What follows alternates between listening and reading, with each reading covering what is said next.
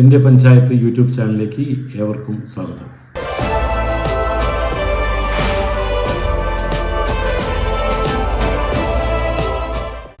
സർക്കാർ ഉത്തരവുകളും സർക്കുലറുകളും.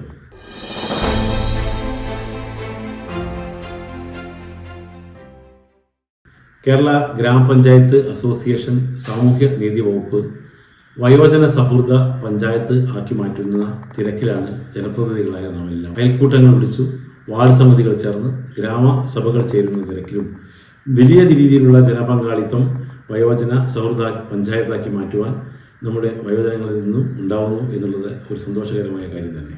വയോജന സൗഹൃദ പഞ്ചായത്ത് പദ്ധതി രൂപീകരണവും പ്രക്രിയയും അതിൻ്റെ രീതിശാസ്ത്രവുമെല്ലാം 18ഓളം പേജുകളുള്ള അതിൻ്റെ നിർദ്ദേശങ്ങൾ PDF ആയിട്ട് ഇതിൻ്റെ ഡിസ്ക്രിപ്ഷനിൽ നിങ്ങൾക്ക് കാണാം. അത് നിങ്ങൾക്ക് പരിശോധിക്കാവുന്നതാണ്. വയോജന സൗഹൃദ പഞ്ചായത്തിലെ പരിപാടികളിലെല്ലാം തന്നെ അവരുടെ കഴിവുകൾ തെളിയിക്കുന്ന രീതിയിൽ അവരുടെ അറിവുകൾ നമ്മളിലേക്ക് പകരുന്ന രീതിയിലുള്ള സംസാരങ്ങളും അതുപോലെ തന്നെ കലാപരിപാടികളൊക്കെ തന്നെ അവതരിപ്പിക്കപ്പെടുന്നു.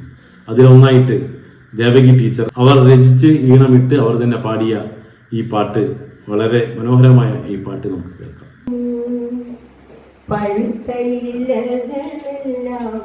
കൊഴിഞ്ഞു വീണതും നോക്കി ചിരിക്കുന്ന പച്ചിലകൾ ഞങ്ങൾ കണ്ടു. അയ്യോ കഷ്ടം, ഞങ്ങളെല്ലാം വയസ്സന്മാരായി പോയി. വയ്യേ വയ്യേ പണിയൊന്നും ചെയ്യുവാൻ വയ്യേ. പല്ലു പോയി, മുടി പോയി, താടിമീശയെല്ലാം പോയി, കല്ലുപോലെയായി പോയി വയസ്സർ ഞങ്ങൾ. പല്ലു പോയി, മുടി പോയി, താടിമീശയെല്ലാം പോയി, കല്ലുപോലെയായി പോയി വയസ്സർ ഞങ്ങൾ. പഴുത്ത ഇലകളെല്ലാം പൊഴിഞ്ഞു വീണതു നോക്കി ചിരിക്കുന്ന പച്ചിലകൾ ഞങ്ങൾ കാണുന്നു. പഴുത്ത ഇലകളെല്ലാം കൊഴിഞ്ഞു വീണതു നോക്കി ചിരിക്കുന്ന പച്ചിലകൾ ഞങ്ങൾ കാണുന്നു. ചുറു ചുറു കേഴുന്നോരെ ചെറുപ്പമായുള്ളവരെ വെറുക്കല്ലേ നിങ്ങളാകും വയസ്സന്മാരെ. ചുറു ചുറു കേഴുന്നോരെ ചെറുപ്പമായുള്ളവരെ വെറുക്കല്ലേ നിങ്ങളാരും വയസ്സന്മാരെ.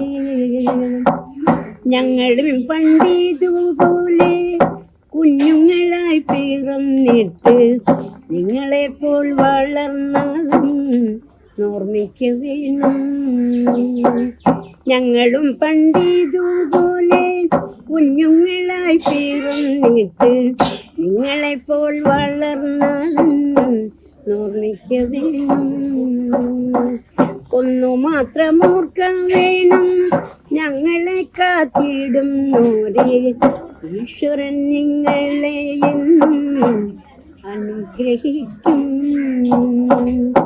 ഒന്നു മാത്രം ഓർക്കാൻ വേണം, ഞങ്ങളെ കാത്തിടുന്നോരെ ഈശ്വരൻ നിങ്ങളെ എന്നും അനുഗ്രഹിക്കും.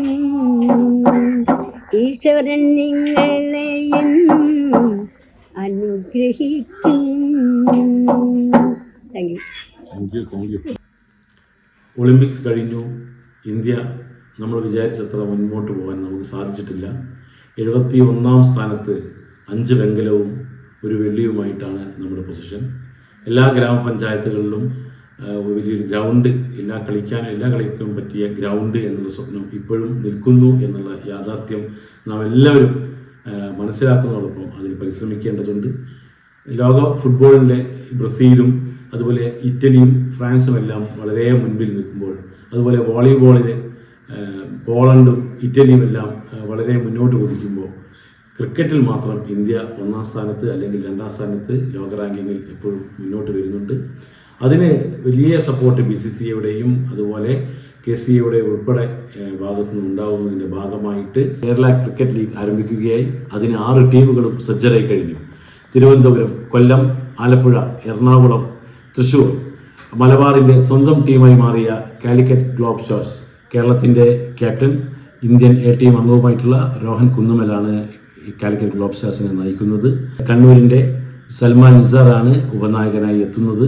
അതുപോലെ തന്നെ വയനാടിൻ്റെ അജ്നാസ് കെ, റഹാൻ റഹീം, റഹാൻ സായി, അതുപോലെ കാസർഗോഡിൻ്റെ PM അൻഫൽ ഉൾപ്പെടെയുള്ള മലബാറിലെ പ്രമുഖ താരങ്ങളെ അണിനിരത്തിയാണ് കാലിക്കറ്റ് ഗ്ലോബ് സ്റ്റാർ ഇത്തവണ രംഗത്ത് വരുന്നത്. ഇവരുടെ ജേഴ്സി റിലീസിങ്ങും അതുപോലെ ലോഗോ പ്രകാശനവും ബഹുമാനപ്പെട്ട മന്ത്രി മുഹമ്മദ് റിയാസ് നിർവഹിക്കുകയുണ്ടായി. എല്ലാവരും കൂടെ ഉണ്ടാവില്ല, ഒന്ന് കൈയ്യടി തുടങ്ങിയാൽ. And here we go, Calicut Globe Stars. And on behalf of all who have gathered here, congratulations to all the team. Calicut globe സ്റ്റാർസിൻ്റെ ലോഗോ വളരെ സന്തോഷത്തോടു കൂടി ലോഞ്ച് ചെയ്തതായി അറിയിക്കുകയാണ്. KCL പൊതുവെ നമ്മുടെ സംസ്ഥാനത്തെ ക്രിക്കറ്റ് പ്രേമികളെ സംബന്ധിച്ചിടത്തോളം ഏറെ ആശ്വാസം നൽകുന്ന സംവിധാനമാണ്. അവിടെയാണ് കാലിക്കറ്റ് ഗ്ലോബൽ സ്റ്റാർ എന്നുള്ള നിലയിൽ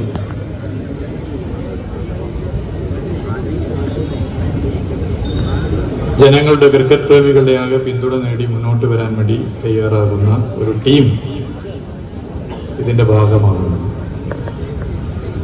കോഴിക്കോടിനെ സംബന്ധിച്ചിടത്തോളം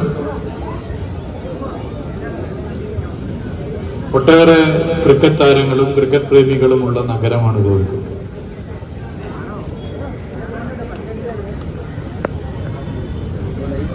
പക്ഷെ നല്ലൊരു ക്രിക്കറ്റ് ഗ്രൗണ്ട് ഇപ്പോഴും കോഴിക്കോടിനില്ല. ഞങ്ങളൊക്കെ ചെറുപ്പത്തില്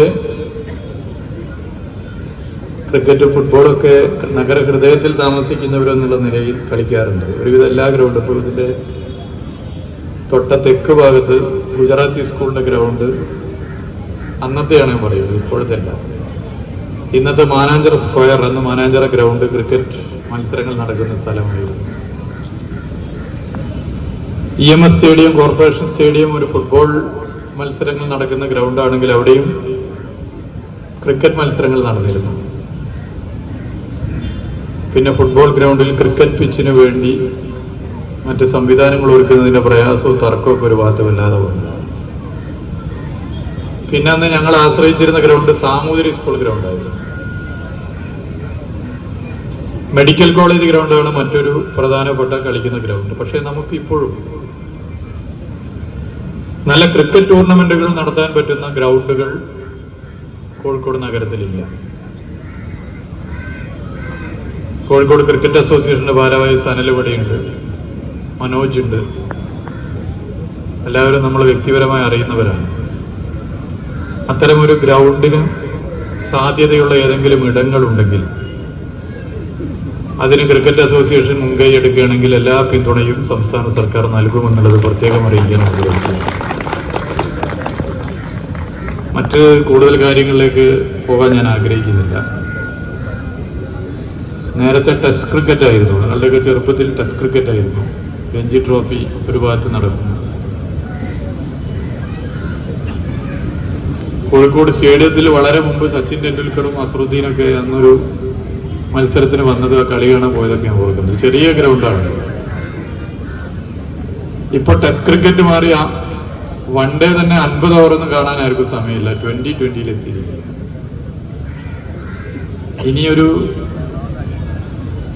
എത്ര കൊല്ലം എന്ന് പറയാൻ പറ്റില്ല, 4-5 കൊല്ലം കഴിഞ്ഞാൽ 2020 ചിലപ്പോൾ 5-5 ആയി മാറും. ചിലപ്പോൾ 5 ഓവർ മത്സരമൊക്കെ ആയിരിക്കും. അപ്പോൾ ജീവിതം വേഗത്തിലാകുന്നത് പോലെ ക്രിക്കറ്റും വേഗത്തിലായിക്കൊണ്ടിരിക്കുകയാണ്. ആ വേഗതയിൽ മുന്നോട്ട് പോകാൻ കാലിക്കറ്റ് ഗ്ലോബ് സ്റ്റാർസിന് സാധിക്കുമെന്ന് പ്രത്യാശിച്ചുകൊണ്ട് ഈ സന്തോഷത്തിന്റെ ഭാഗമാകാൻ സാധിച്ചു എന്നുള്ളത് ഏറെ ആഹ്ലാദകരമാണെന്ന് സൂചിപ്പിച്ചുകൊണ്ട് ഒരു ക്രിക്കറ്റ് മത്സരത്തെ ആസ്വദിക്കുന്ന ഒരു സ്പോർട്സ് പ്രേമി എന്നുള്ള നിലയിൽ എല്ലാവിധ ആശംസകളും നേർന്നുകൊണ്ട് നിർത്തുകയാണ്. നന്ദി, നമസ്കാരം. ചോദിച്ചറിയാം നാട്ടുവിശേഷങ്ങൾ.